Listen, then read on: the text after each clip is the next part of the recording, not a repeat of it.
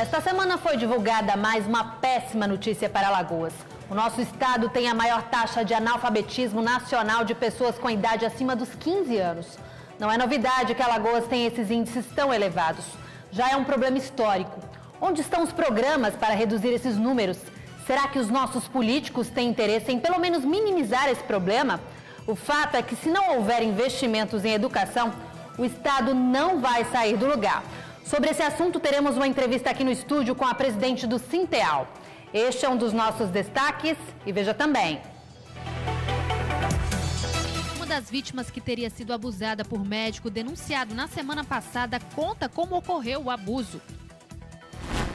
Vereador e médico Ronaldo Luz pede desculpas por declarações polêmicas contra homossexuais. Usuários do Centro de Fisioterapia e Reabilitação do Estádio Rei Pelé são impedidos de entrar no local. Secretária do Esporte, Lazer e Juventude acusa técnicos da Uncisal por barrar os frequentadores do Cefiri. O JD da TV Ponta Verde, emissora do Sistema Opinião, começa agora.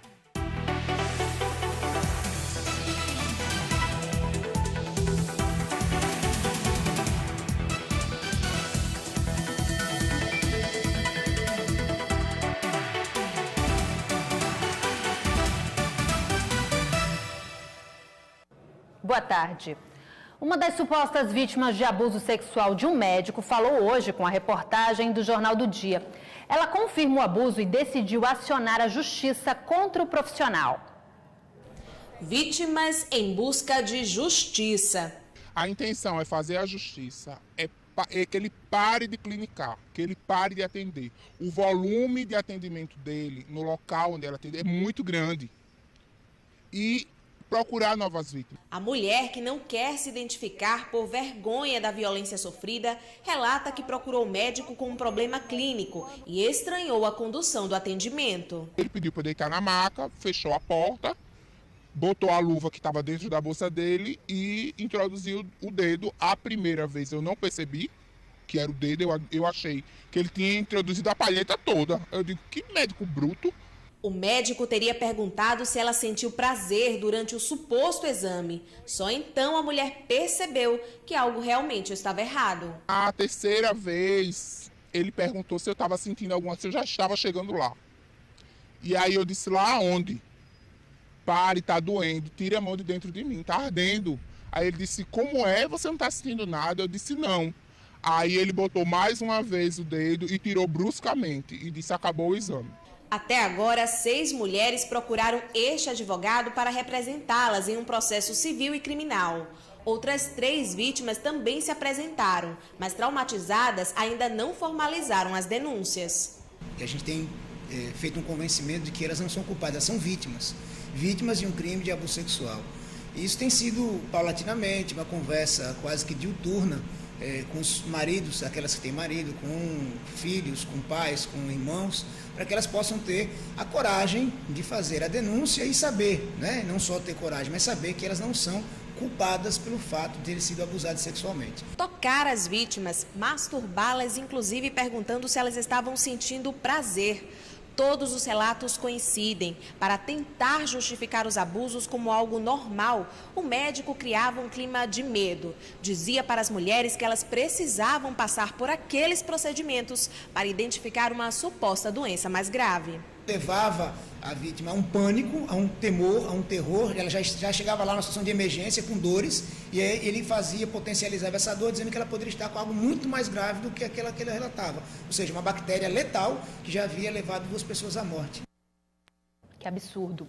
Um homossexual foi encontrado morto no bairro do Vergel do Lago. De acordo com a polícia, o crime ocorreu na madrugada desta quarta-feira.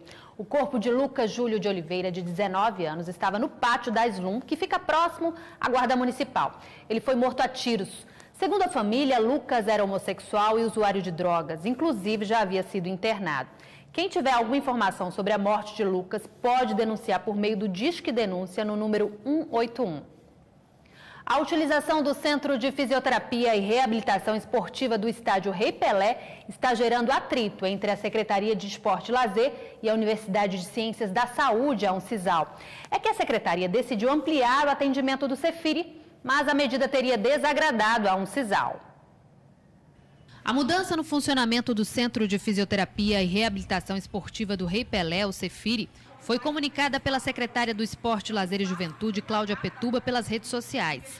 No vídeo, ela anuncia que o espaço passa a ser utilizado por um público bem maior do que os pacientes e servidores da Uncisal, que administra o centro. Quem puder e quiser usufruir desse espaço, sendo atleta federado ou beneficiário dos nossos programas, basta solicitar para a Secretaria do Estado do Esporte, Lazer e Juventude para que nós possamos fazer a liberação para a utilização do espaço. Vem para cá. Mas a mudança gerou problemas. Usuários como atletas, professores e alunos da Uncisal, que usavam o Cefiri normalmente, passaram a ser barrados. O fato foi registrado ontem e hoje pela manhã.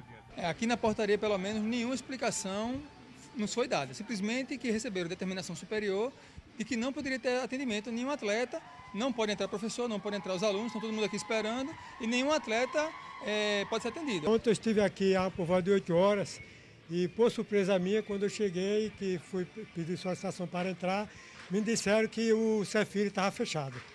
O motivo não me revelaram. Após a repercussão negativa, Cláudia Pettuba voltou a usar as redes sociais. Ela afirmou em vídeo que o acordo para ampliar o atendimento do Cefiri está encontrando entraves burocráticos. A suspeita é que o gestor do centro esteja barrando os atletas como forma de represália. Pettuba defendeu a ampliação dos serviços para os servidores estaduais e beneficiários de programas da secretaria. Apenas 7 pessoas utilizaram durante todo o dia o espaço. Nós não concordamos com isso, porque nós não temos a visão exclusivista de que espaço público são para poucas pessoas usarem. Nós não concordamos. Acho que espaço público é patrimônio do povo alagoano e deve ser utilizado por todo mundo que precisa. Que confusão, hein? Por unanimidade, o deputado estadual João Beltrão foi absolvido da acusação de mandar matar o cabo Gonçalves em 1996. O julgamento ocorreu ontem. O relator da ação, desembargador João Luiz Lessa, disse que não há provas para condenar o parlamentar. Os demais desembargadores seguiram o voto dele. O Ministério Público do Estado vai recorrer da decisão. 44 senadores mantiveram ontem no cargo o senador Aécio Neves, acusado de envolvimento em irregularidades com os donos da JBS. A votação demorou para ser iniciada, mas durou menos de 1 hora. Veja com Damares Bubans, de Brasília.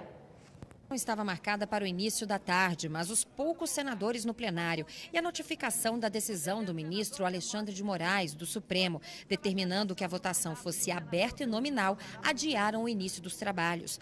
Durante a tarde, especulava-se sobre o adiamento da votação, mas o presidente da Casa, Eunício Oliveira, garantiu a pauta seria mantida. E foi. Às 5 horas, a sessão foi aberta e alguns senadores usaram a tribuna para se posicionar em relação às medidas cautelares contra Aécio Neves. Entendo que o poder originário e o poder guardião da Constituição, como foi dito aqui, não é do Supremo Tribunal Federal. O Supremo Tribunal Federal interpreta a Constituição, mas o guardião do Supremo o guardião da Constituição é quem escreve a Constituição. Se esse Senado quer contribuir para acabar com a descrença, ele não pode hoje fechar os olhos e proteger um dos seus, inclusive usando o argumento de que se está defendendo o processo constitucional. Com 70 senadores presentes, já era noite quando o processo de votação começou. A decisão da primeira turma do Supremo Tribunal Federal está rejeitada. Será feita a devida comunicação ao Supremo Tribunal Federal. Os senadores decidiram, por 44 votos contra 26, suspender as medidas cautelares impostas pelo Supremo Tribunal Federal contra o senador Aécio Neves.